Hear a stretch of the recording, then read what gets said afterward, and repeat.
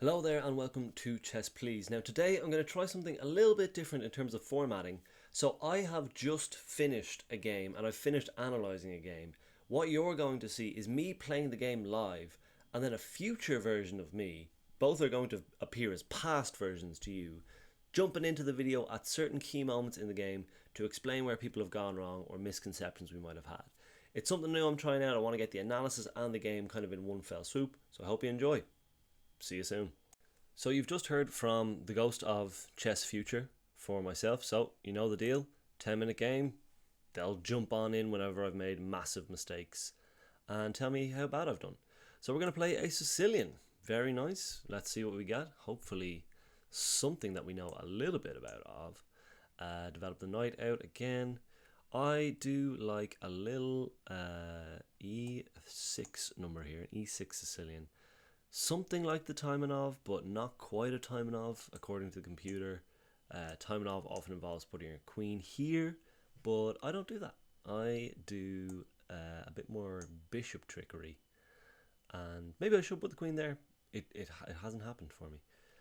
So, a couple of options early on. We can develop our bishop here, break the pin, put a bit of squeeze on that bishop here. We can play g5 and oftentimes they'll just like sack here and we just have a sack here, take back with the pawn, chess happens. This is interesting too because they got bang bang 1 2 and then we've got 1 2, but then they can take that. So no, I think we are going to break this pin, develop another piece, get on with our lives. And now I think this does work because we also have a little elastic band tactic if they take here. They did not take there, so that's fine. Well, this we don't lose anything off the back of that, and we put more pressure on. That's absolutely fine. So we have our knights developed. We've traded off one pair of bishops, which, again, c'est la vie. Sometimes you want to trade a C pawn for a D pawn. I might even go one better and see if we can't get rid of a B pawn. Hello there, it's me from the future. And we have our first mistake of the game, and it's actually a mistake by both of us. So, where my opponent pushed their D pawn up close and center, they just did not actually have enough defenders on this because this knight is overloaded in terms of defending this, and should that pawn fall, it's also defending this. So rather than me playing the pretty passive b3 or b6, we actually were much better off just taking here and winning a pawn, because what happens is we take, and then they don't want to take back with the queen because we are still defending that. So they take here, we take here, and then if they take here, we take here. And we just end up a pawn up and in an absolutely beautiful position at about 1.5 plus on the evaluation bar. So, a mistake by my opponent to push their D pawn, and a mistake by me not to take it. Back to the game. Get our B pawn into that C slot and just rumble up the center. It also creates a little cubby hole here for our lovely bishop there. This is annoying, so like queen here is maybe something that we could do to stop that from happening, but then there, oh yeah, this is just super annoying actually. I guess we castle and just get our king out of there. If they end up orchestrating a trade for a bishop, that is also sort of a c'est la vie moment. Could put the bishop here, and then we'll have time to take this bishop, ruin their castling rights before anything too untoward happens. The knight in there, we did think that might be an option. Hello, it's me again, and I'm back with our third mistake of the game, and thankfully this is another one in our opponent's column. They just didn't have the arithmetic right with defending their pawns in the centre, got a little bit overextended, and thankfully we're able to capitalise on this correctly. Back to the game. And it's good. It's a good option. I think we can take here. And then we can...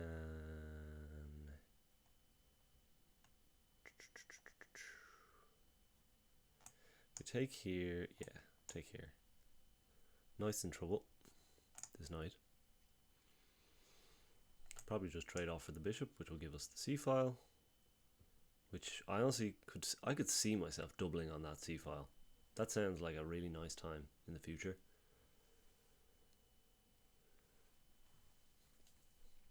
And then we're pretty much finished our development after that.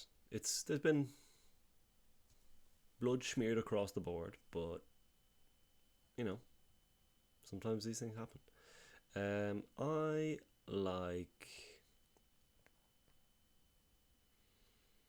like this one just for now. I think sometimes it can kind of get caught on this long diagonal, and like there's some bishop messing that happens, and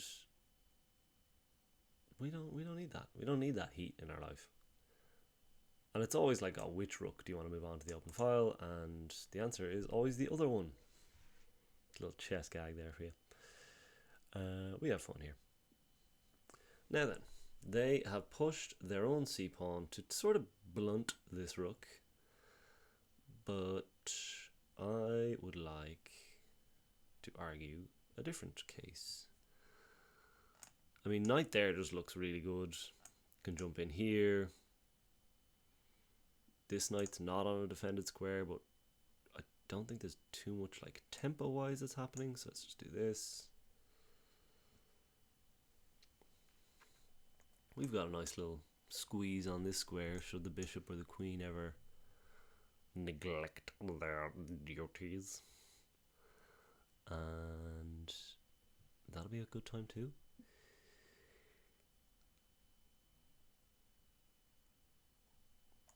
See, now we can do this, plonk our knight here, and if they take, we can win that knight maybe? I think so.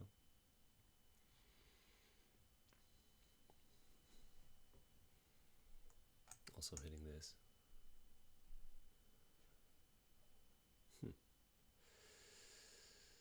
Well, isn't that interesting?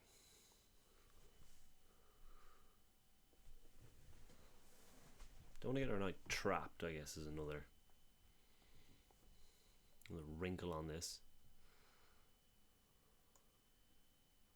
But let's just go back home. Let's just go back to safety. Not exactly a weakness we've elicited, but it's not a strength either. Move our knight here. That is defended. And does threaten this, as does this, as does this. That c-pawn looking pretty flimsy right now. This knight also flimsy in the wreckage, so let's not forget about him. I'd say we just bring our boy home. We could even do this with tempo, because we're hitting the queen, and take the bishop with check, and then find a home for our knight. I don't hate that. I do not hate that. Yeah, let's win a pawn. Let's win a bishop.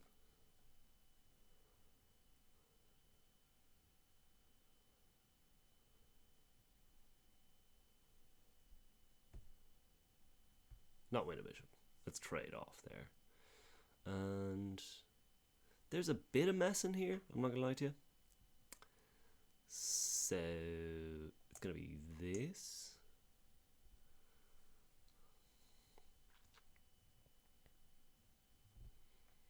If push, this is okay. It's fine.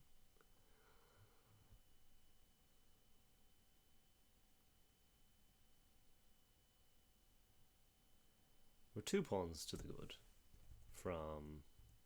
When did we win our first pawn? When did that happen? Oh yeah. The C pawn fell. That was the second one.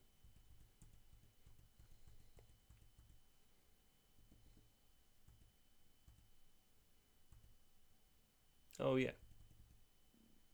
Hey there, me again. This is not so much a chess mistake, but it's just kind of embarrassing that I didn't realise I'd already won a pawn. Better to have it that way than not realise I'd lost a pawn, but still not great.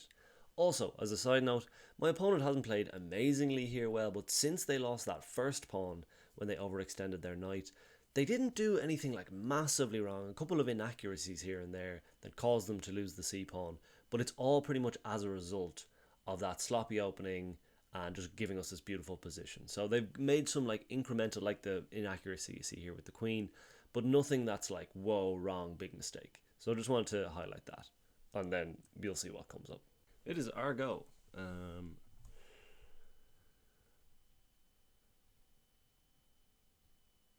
I like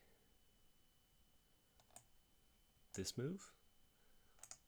It's in the safe range for the knight as a diagonal away. Protects this knight, puts double pressure on this, threatening to take the knight with check. If the knight moves, depending on where it moves to, oh, they just didn't see it, that's going to be check. Yeah, you probably don't need me to tell you that missing this with check is a big mistake that's probably going to cost them the game. The computer again only has it as an inaccuracy, which again I think speaks to the real damage that white has done to their position by losing that pawn early on and maybe getting a little greedy with moving their knights too much. What they really need to do is actually just push here, defend the knight with queen, and make a go of it. Nothing was looking good for them at this stage, but they completely missed this, and on we go.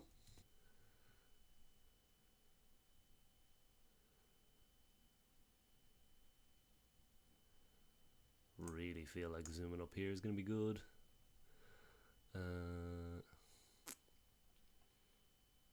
Yeah, I can't see that being wrong. Let's find out. This is where your opponent will throw the kitchen sink at you, so try not to cry. That's my advice. Okay, I am not sure how you're stopping checkmate from here. Okay, prove it to me, my friend.